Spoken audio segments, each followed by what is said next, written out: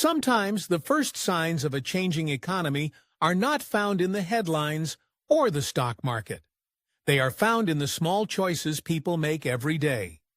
A decision to cook at home instead of ordering out. A pause before replacing something that still works. A quiet shift toward what is simple, practical, and lasting. These are not just money-saving decisions. They are reminders of how people adapt with care, with thoughtfulness, and with wisdom.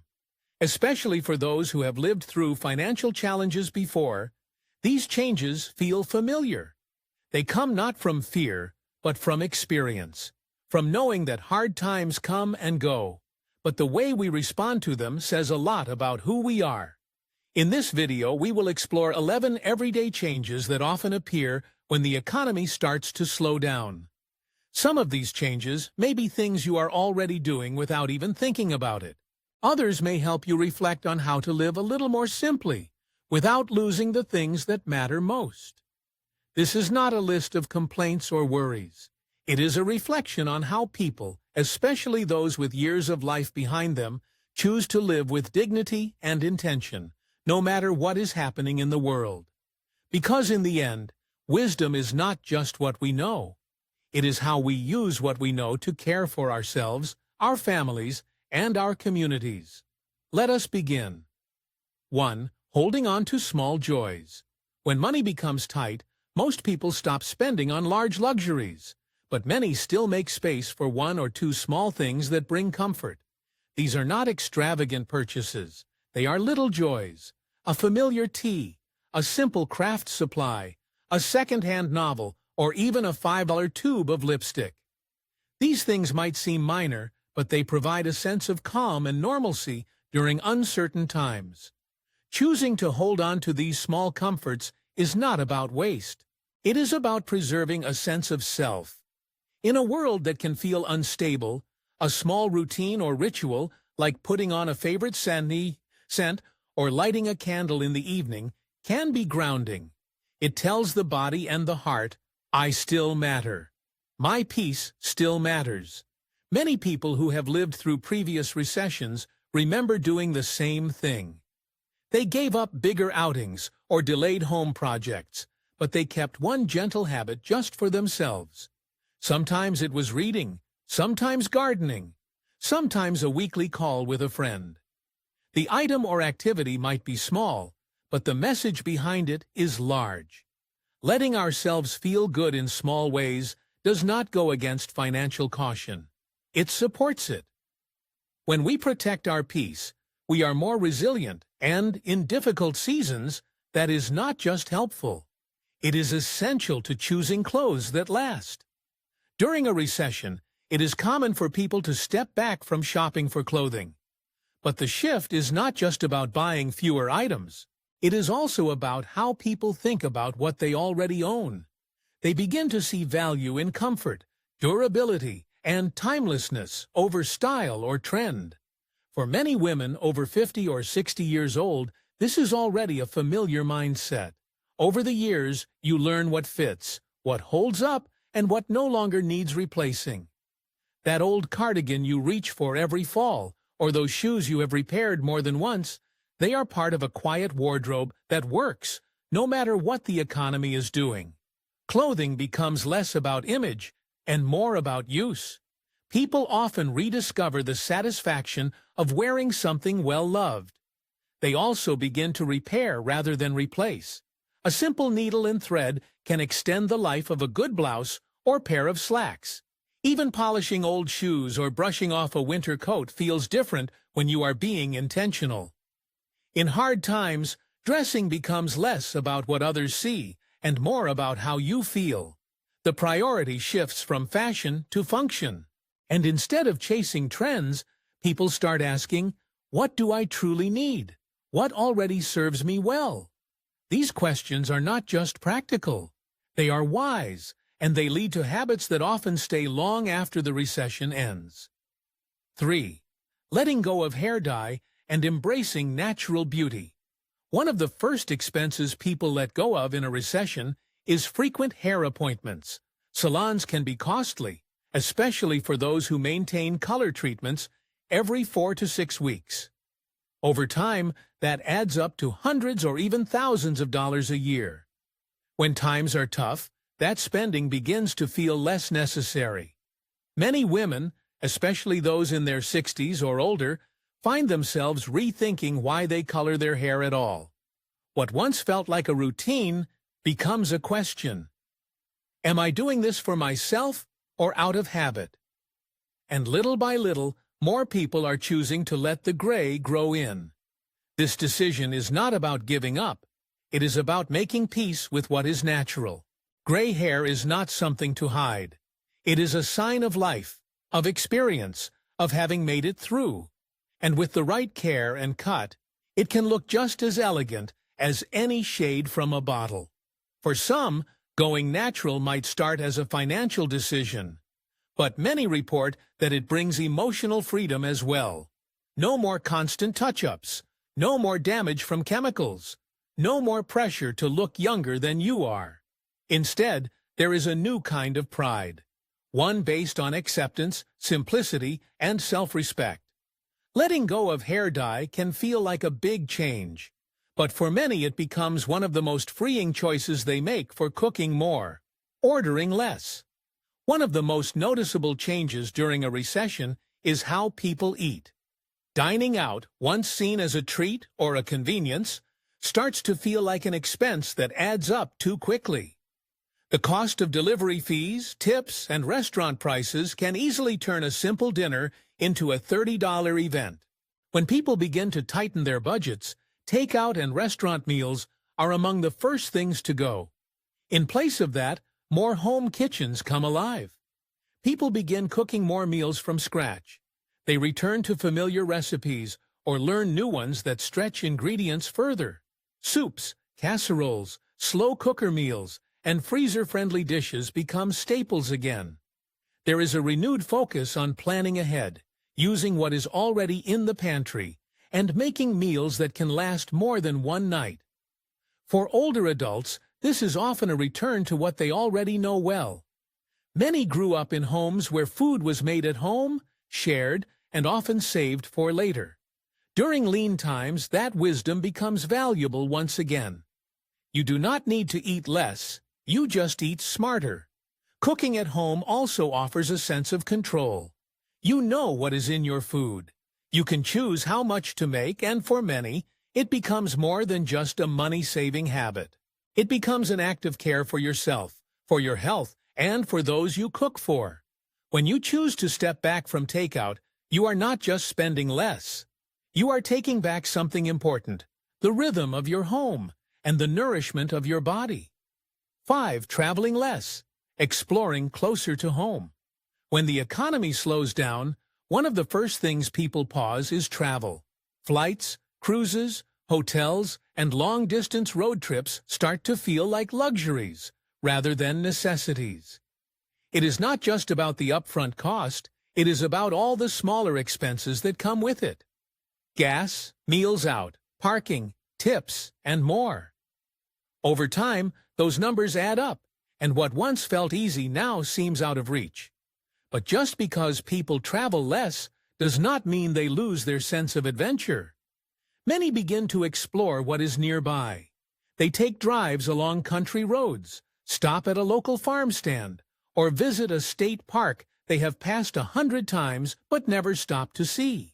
Others rediscover the library, the community center, or the joy of sitting on their own porch with a cup of coffee and a good book. For women who have spent much of their lives caring for others, travel has often been about escape or rest. But in tight times, rest takes on new forms. You do not have to go far to feel refreshed.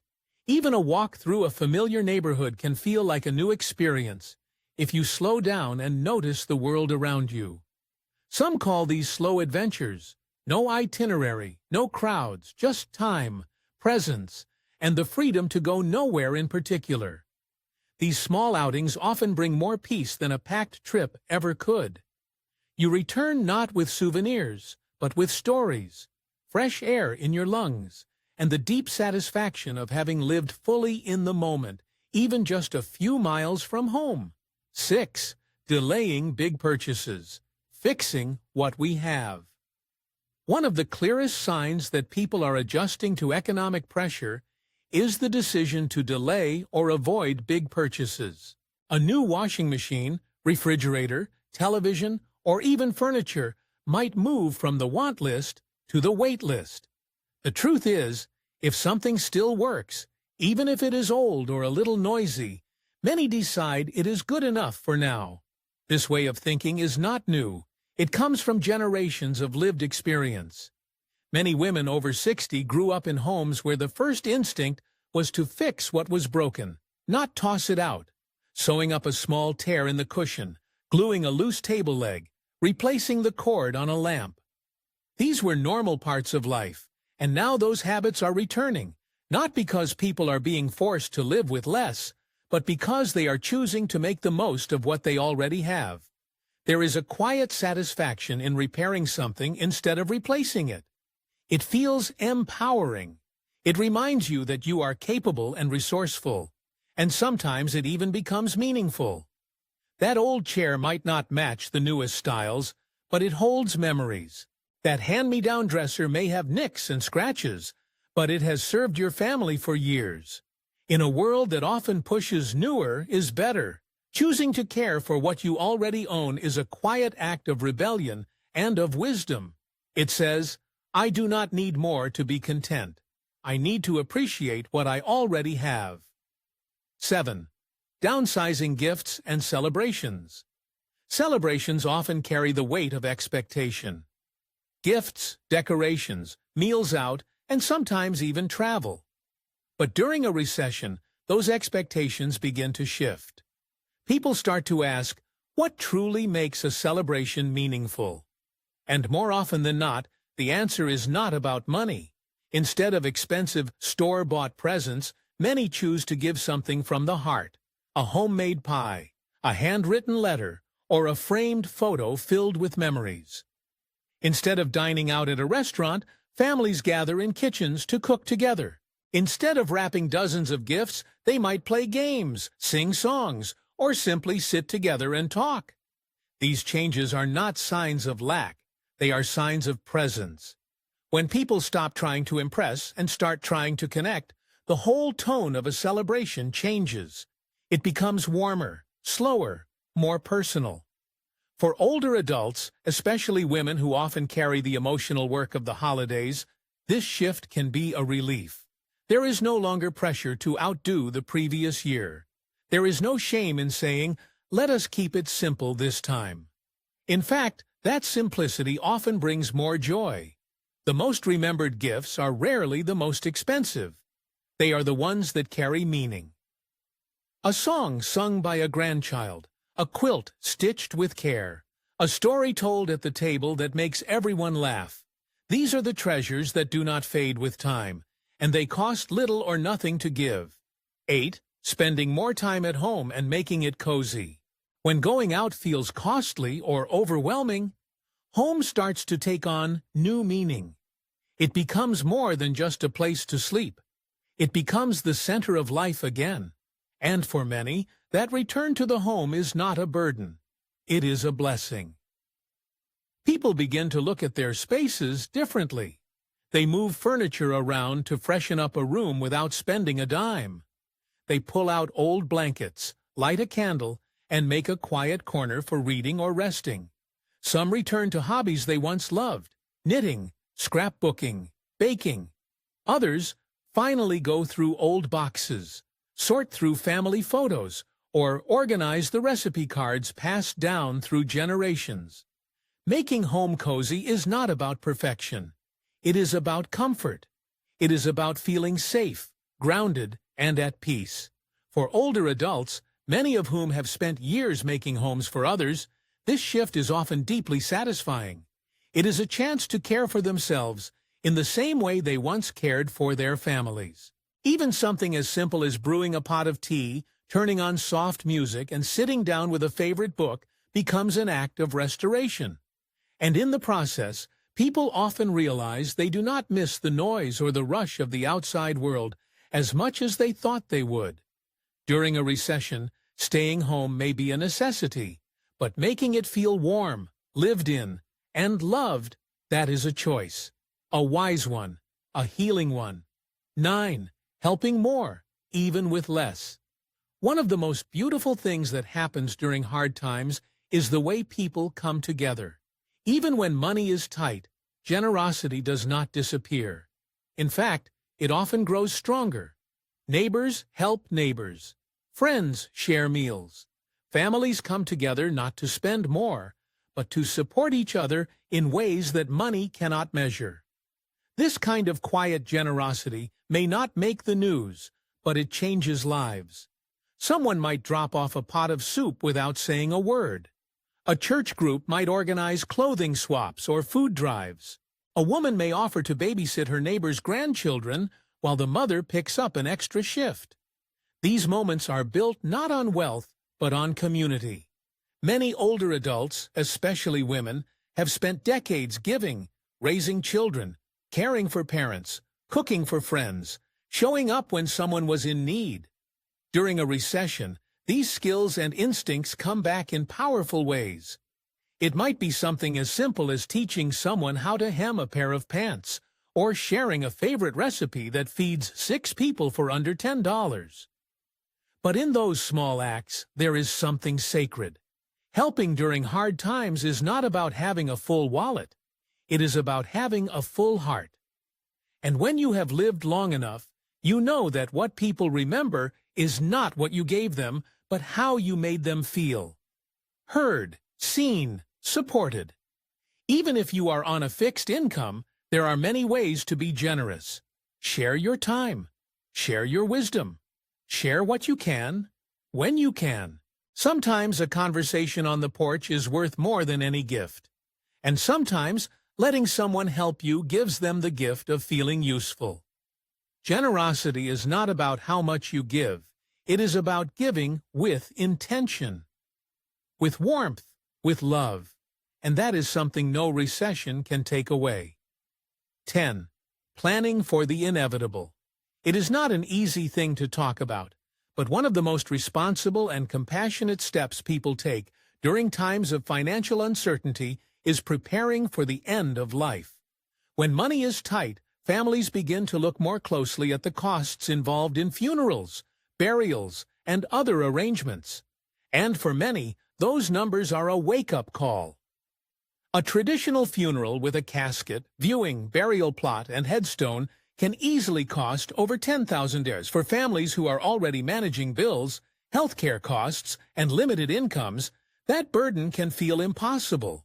In response, many are turning to more affordable practical options, such as cremation, green burial, or prepaid arrangements. For older women especially, who have often been the emotional anchors of their families, this planning is not morbid. It is loving. It is thoughtful. It is a final way of saying, I want to make this easier for you. Some choose to write down their wishes, the music they want, the kind of service they envision, the people they hope will speak. Others go further, purchasing plans in advance so that their children and grandchildren will not have to make decisions while grieving. These are quiet gifts, less seen, but deeply felt. Talking about death is never easy, but avoiding the subject does not protect the people we love. In fact, it can leave them overwhelmed.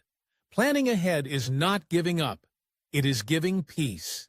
This kind of preparation also opens the door to meaningful conversations, sharing stories, passing down traditions, writing letters for loved ones to read later.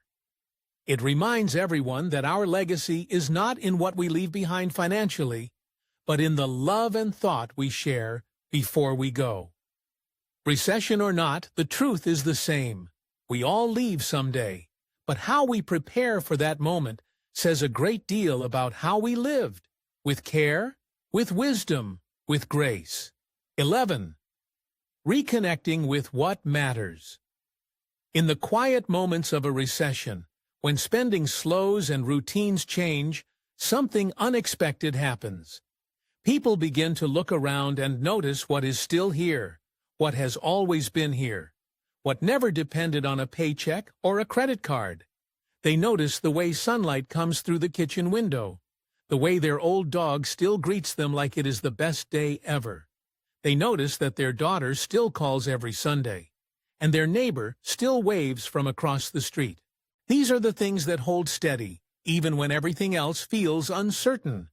When life becomes more limited, it does not always feel like a loss. Sometimes it feels like clarity. Without constant busyness or pressure to buy or do, people reconnect with the core of who they are. For older women, this return often feels familiar. Many have lived through decades of changes, economic, cultural, personal, and they know how to adapt. They also know that what matters most has never changed. That moment with a grandchild on your lap, that recipe you still know by heart, that letter from a friend you have read 10 times. These are not small things. These are the threads of a meaningful life. During a recession, some people feel afraid of losing, but others begin to realize they are gaining something too. A deeper appreciation for simple pleasures, a slower pace, a renewed sense of what they actually need and what they never did. This is not just about saving money. It is about recovering connection to self, to others, to the life you have built, and the people you love. In the end, what matters most cannot be bought. It can only be noticed, nurtured, and remembered. And for those who take the time to look, a quieter life can be a richer one. What quiet wisdom teaches us. So after all 11 signs, what have we really learned? We have seen that when the world around us grows more uncertain, many people begin to move more intentionally. They pause before spending. They rethink their routines. They pay closer attention to their time, their space, and their relationships. And through it all, one thing becomes clear. Hard times do not always make people harder. Often they make people softer, more thoughtful, more grateful, more connected to what really matters. This kind of wisdom is not loud. It does not announce itself.